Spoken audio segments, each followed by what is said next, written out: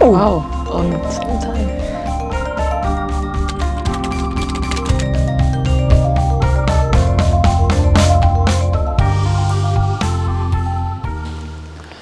Quand tu as su que le football deviendra ton métier?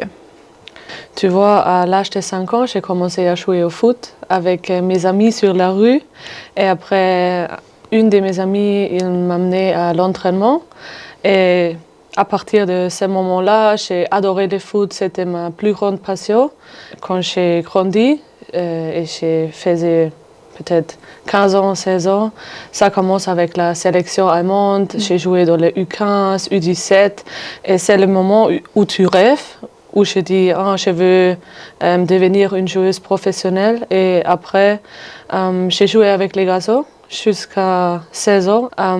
Mon premier contrat professionnel, c'était avec Fribourg.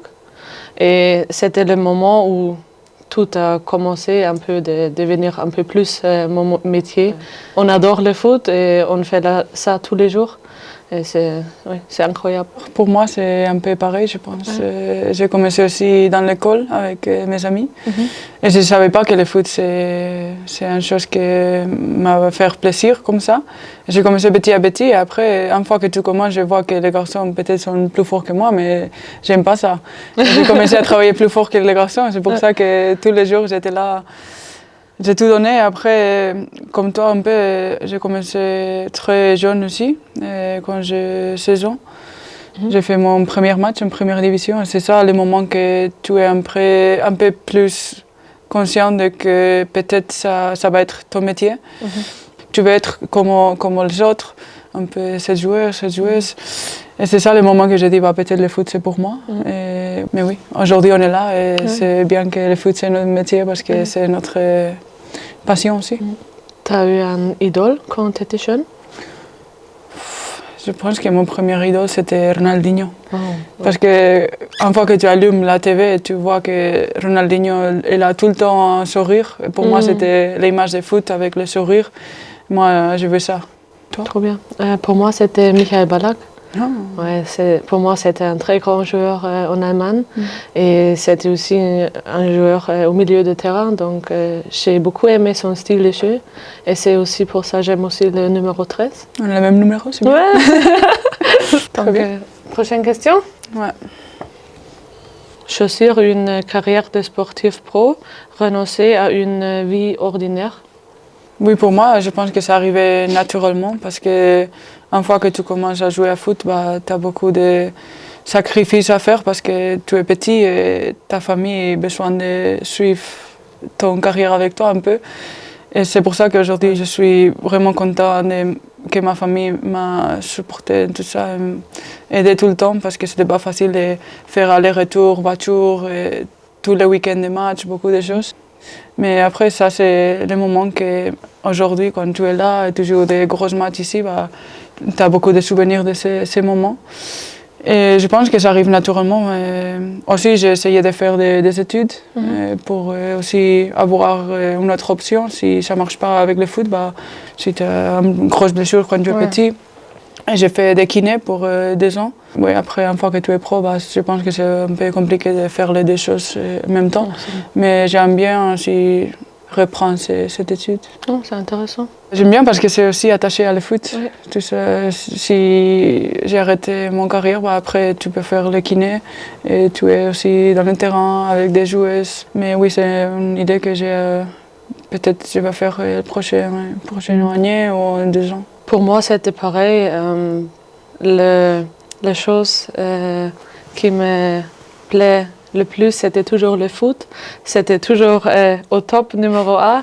Mais après, pour moi, c'était aussi important de finir l'école et de mélanger les deux ensemble.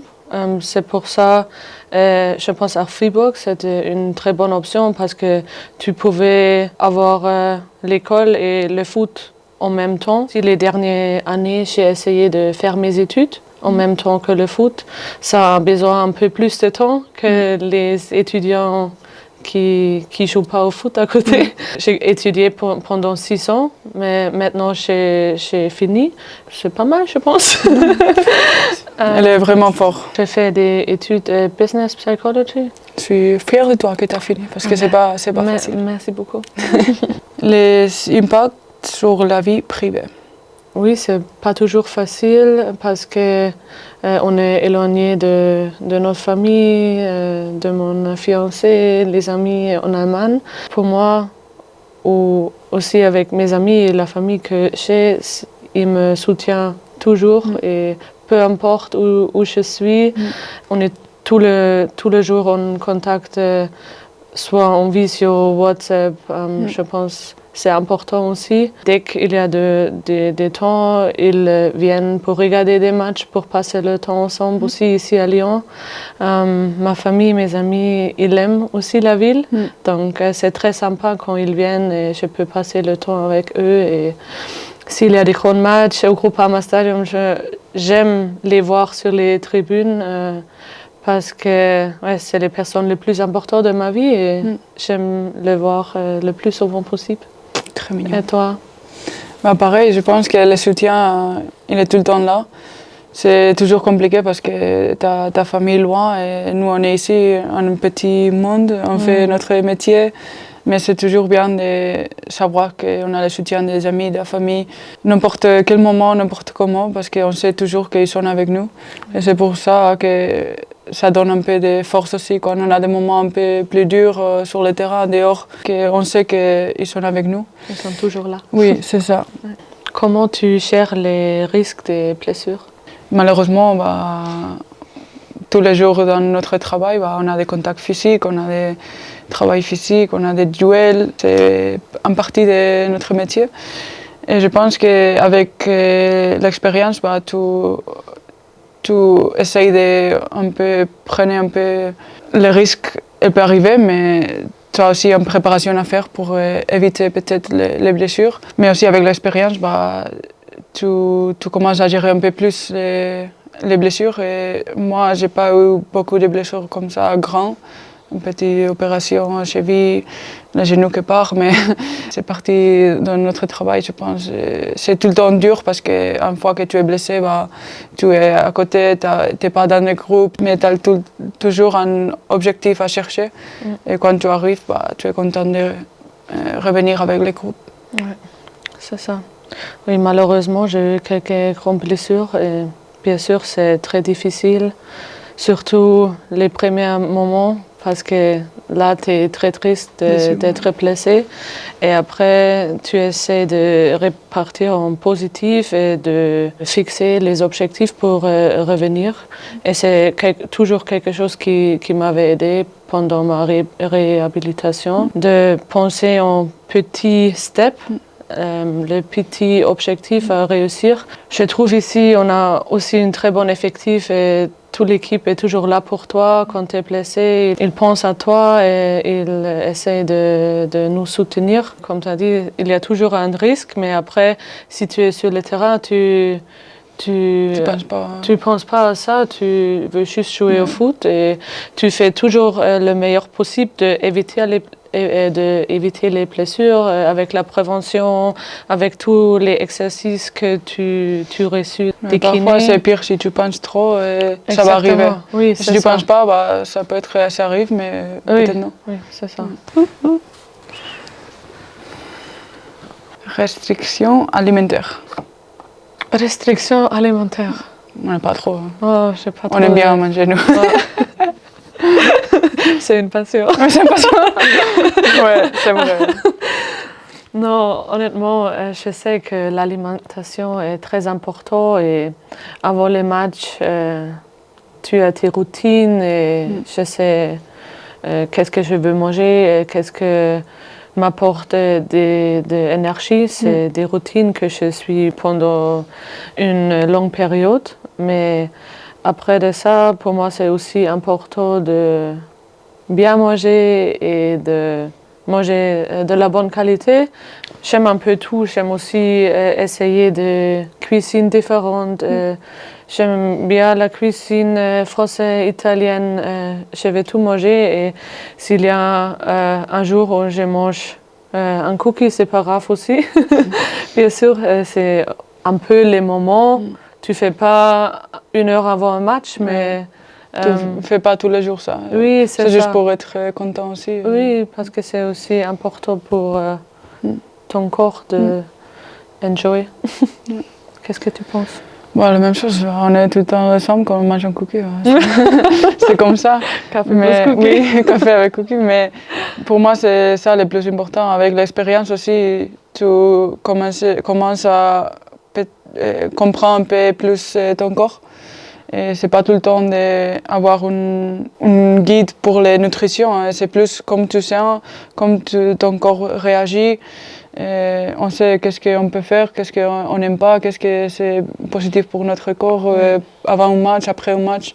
Première année comme professionnel, peut-être tu as besoin un peu d'aide extérieure, des nutritionnistes plus stricts, parce que tu ne sais pas, tu commences en foot et tu penses que tu peux faire tout. Et je pense que maintenant, on sait qu'est-ce qu'on aime bien, qu'est-ce que c'est important pour notre corps et pour être content aussi, parce que parfois c'est important de manger des choses qu'on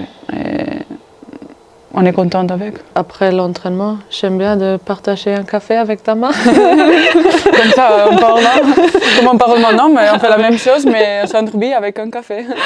C'est facile. Oui, c'est facile, quelquefois, c'est les petites chances de la vie.